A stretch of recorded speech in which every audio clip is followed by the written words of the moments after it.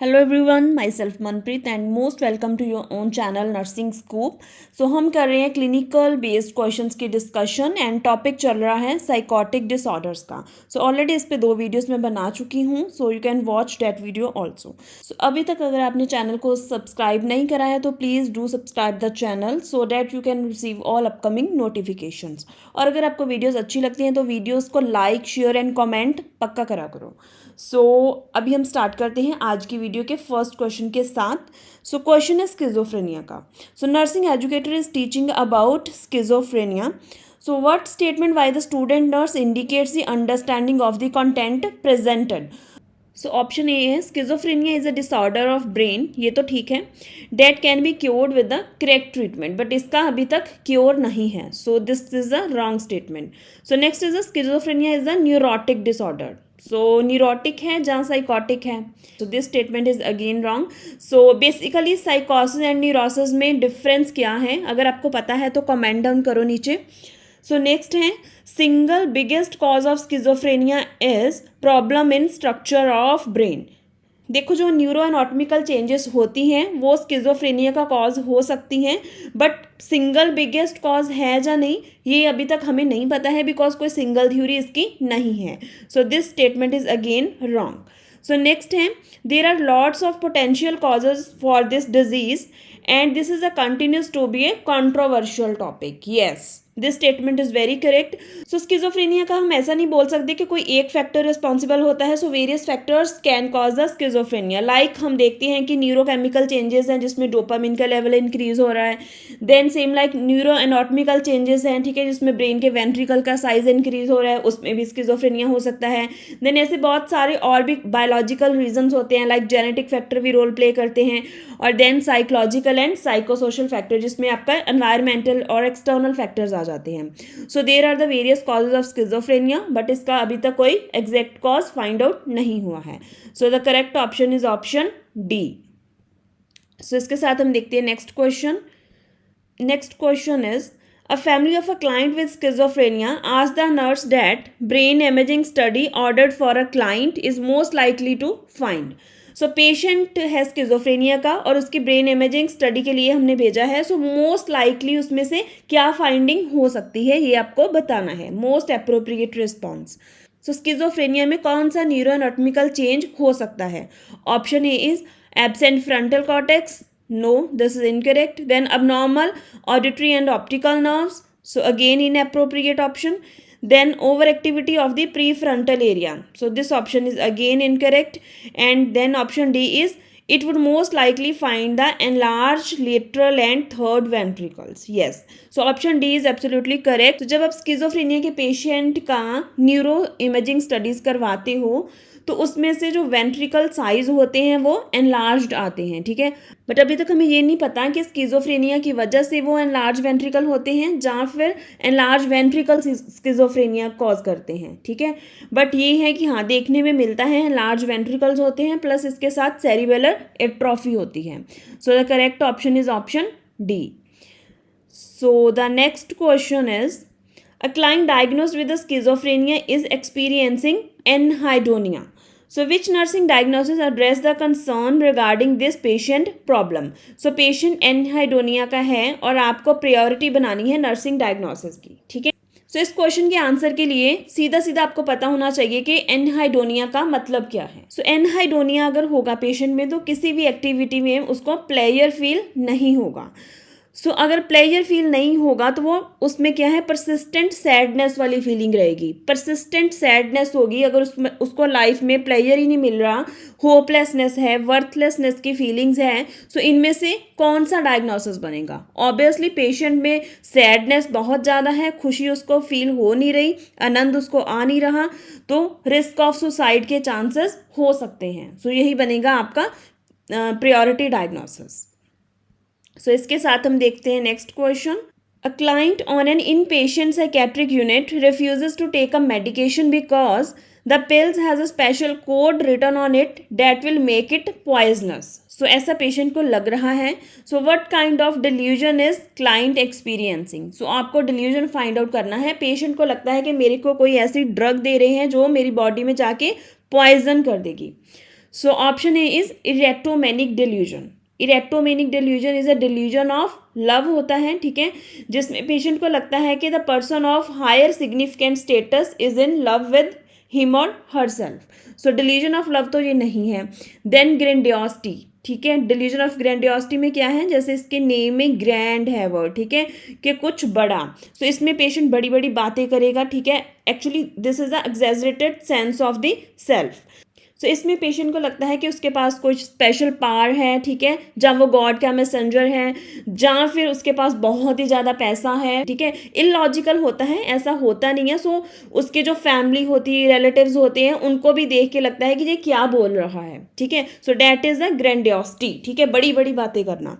So next is a persecutory delusion. Persecutory delusion क्या होती है कि someone is causing harm to me, ठीक है, कि कोई मेरे को नुकसान पहुंचाना चाहता है। सो इस कंडीशन में, इस स्टेटमेंट में भी पेशेंट को ऐसा ही लग रहा है कि कोई मेरे को पॉइजन देना चाहता है, ठीक है। सो कौन सा हो गया फिर ये डिल्यूजन? डिल्यूजन ऑफ परसिक्यूशन, ठीक है, परसिक्यूटरी डिल्यूजन हो गया इसका आंसर। सोमैटिक डिल्यूजन क्या है कि मेरी बॉडी में कोई प्रॉब्लम है, ठीक है, पेशेंट को कोई ना कोई फॉल्ट लगेगा अपनी बॉडी में, that is a somatic delusion. So आपको कमेंट सेक्शन में बताना है डिल्यूजन ऑफ ग्रैंडियोसिटी, मेनिया और डिप्रेशन दोनों में से किस कंडीशन में देखने के लिए मिल सकता है, ठीक है। सो देखते हैं next question. Which symptom experienced by client diagnosed with the schizophrenia would predict a poor prognosis? ठीक है, स्किजोफ्रेनिया का पेशेंट है और आपको पुअर प्रोग्नोसिस फाइंड आउट करना है, इनमें से किस चीज़ से हो सकता है। So first is hearing A hostile voices, means के पेशेंट को क्या है, ऑडिटरी हेलुसिनेशंस हो रही हैं। सो next is thinking that the TV is controlling his or her behavior. So patient is having a delusion of control, ठीक, कोई उसको कंट्रोल कर रहा है। So next option is continuously repeating what has been said, means के patient को echolalia है। Echolalia क्या होता है कि जो भी आप बोल रहे हो पेशेंट के साथ वो उसी को रिपीट कर रहा है, that is echolalia. And option D is having a little or no interest in work or social activity. So देखो इनमें से जो फर्स्ट थ्री ऑप्शंस हैं, these are the positive symptom of schizophrenia. और जो ऑप्शन डी है उसमें क्या है कि पर्सन को इंटरेस्ट नहीं है अपनी सराउंडिंग्स में किसी भी काम को करने में, ठीक है, या फिर सोशल एक्टिविटी में, ठीक है। So this is a negative symptom of schizophrenia, ठीक है। नेगेटिव सिम्टम में क्या होता है, ए सोशियलिटी होती है कि वो सोशल रिलेशनशिप नहीं बना पाता अच्छे से लोगों के साथ। देन एवोल्यूशन होती है जिसमें वो किसी भी काम को करने में उसका इंटरेस्ट नहीं रहता, ठीक है। देन एनहाइडोनिया होता है जो अभी हमने ऊपर डिस्कस करा। सो अगर ये नेगेटिव सिम्टम्स पेशेंट में आ गए देन स्किजोफ्रेनिया को ट्रीट करना डिफिकल्ट हो जाता है इवन विद द मेडिकेशंस। सो फिर नेगेटिव सिम्टम्स के साथ पुअर प्रोग्नोसिस होगा, पॉजिटिव सिम्टम्स के साथ प्रोग्नोसिस फिर भी अच्छा होता है। चलो the right option is D. So the next question is a client with acute psychosis is being evaluated in an emergency room to determine the need for hospitalization, ठीक है। During the initial interview, the client became mute and unable to move out of a chair, ठीक है, तो main symptom है कि mute है और unable to move. Then the nurse appropriately document this behavior as what type of schizophrenia. So आपको schizophrenia की type find out करनी है. So options are catatonic schizophrenia, disorganized schizophrenia. सो यहाँ पे टाइपिंग मिस्टेक है, यहाँ पे आएगा paranoid schizophrenia. And option D is the residual schizophrenia. So देखो जो कैटाटोनिक स्किजोफ्रेनिया इसका राइट ऑप्शन है। कैटाटोनिक स्किजोफ्रेनिया में क्या होता है कि पेशेंट म्यूट होगा और उसकी जो रिएक्टिविटी होती है टुवर्ड्स द सराउंडिंग वो बिल्कुल लेस हो जाती है, कम हो जाती है। सो इसका जो करेक्ट ऑप्शन है that is catatonic schizophrenia. So the next question is an important role of nurse is to facilitate the social interactions between a client who is paranoid and client peers. So the nurse implement this intervention based on the understanding that the client with paranoid personality disorder is. So आपको basically paranoid personality disorder में client का nature कैसा होता है वो आपको find out करना है। Is gregarious and outgoing in socialization style. So gregarious मतलब कि फ्रेंडली नेचर। सो उसका जो नेचर होता है पैरानॉइड पर्सनैलिटी वाले पेशेंट का, वो कभी भी ज़्यादा सोशलाइजिंग नहीं होएगा, बिकॉज पेशेंट इज सस्पिशियस होता है पैरानॉइड वाला पेशेंट। सो सोशलाइजेशन उसको करने में प्रॉब्लम आती है। So next is tends to exhibit the loose boundaries when sharing a feeling. So this option is again incorrect because of the suspiciousness of a patient. Then option C is likely to be around the large group of people. So वो friendly nature उसका हो ही नहीं पाता due to the disease condition. So next is tends to isolated and lack the social skills. So this option is very appropriate because of the suspiciousness। क्या है, वो लोगों से interact नहीं कर पाता अच्छे से और उसको आइसोलेशन में रहना ज़्यादा अच्छा लगता है। सो इसका जो करेक्ट ऑप्शन हो गया that is option D. So next question is when planning a care of a client who is paranoid the nurse should include which of the following intervention to increase the sense of trust. So जो paranoid personality वाला patient है उसको suspiciousness रहती है, ठीक है, वो लोगों के साथ ट्रस्ट उसका बिल्ट नहीं हो पाता है। तो नर्स को ऐसा क्या करना चाहिए so that sense of trust को हम इंक्रीज कर पाएँ। So option A is give the client nurse home phone number for a support. So this option is right और wrong? This option is absolutely wrong option है, because आपकी कुछ professional boundaries होती हैं और उसमें आपने पढ़ा होगा कि आपको अपने पर्सनल इन्फॉर्मेशन पेशेंट के साथ शेयर नहीं करनी होती है। सो next is spend more time with this client than the other clients. So this option is again wrong, ठीक है, you have to give a equal time to all the patients. So next is solicit the client participation in development of the treatment plan. Yeah, so this option is very right. You have to involve the patient in a treatment plan. जब आप उसको involve करोगे activities में तो क्या होगा, आपका और पेशेंट का जो थेराप्यूटिक कम्युनिकेशन होगा, रिलेशनशिप होगा, वो ज़्यादा अच्छा होगा। और अगर आपका थेराप्यूटिक रिलेशनशिप पेशेंट के साथ अच्छा हो गया तो वो क्या होगा, उसके साथ सेंस ऑफ ट्रस्ट बिल्ट होगा और पेशेंट आपके साथ अपनी इंफॉर्मेशन, अपनी प्रॉब्लम्स डिस्कस करना स्टार्ट कर देगा। So option C is very correct.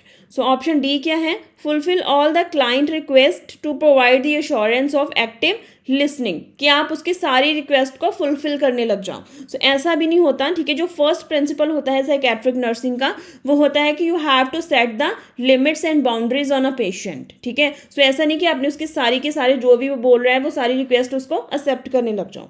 So the option C is the most appropriate option here, ठीक है। तो ये थी आज के कुछ important questions which are related to the psychotic disorders, जिसमें हमने कुछ स्किज़ोफ्रेनिया के क्वेश्चंस कवर करे और कुछ हमने करे पैरानॉइड पर्सनैलिटी के। सो अगर आपको वीडियोस यूजफुल लगती हैं तो एक लाइक का बटन दबा के जाना और कमेंट में बताना कि आपको वीडियोस कैसी लग रही हैं, और अगर अच्छी लग रही हैं तो वीडियोस को शेयर भी कर दिया करो। सो मिलूंगी अपनी नेक्स्ट वीडियो में कल। So thank you so much for watching.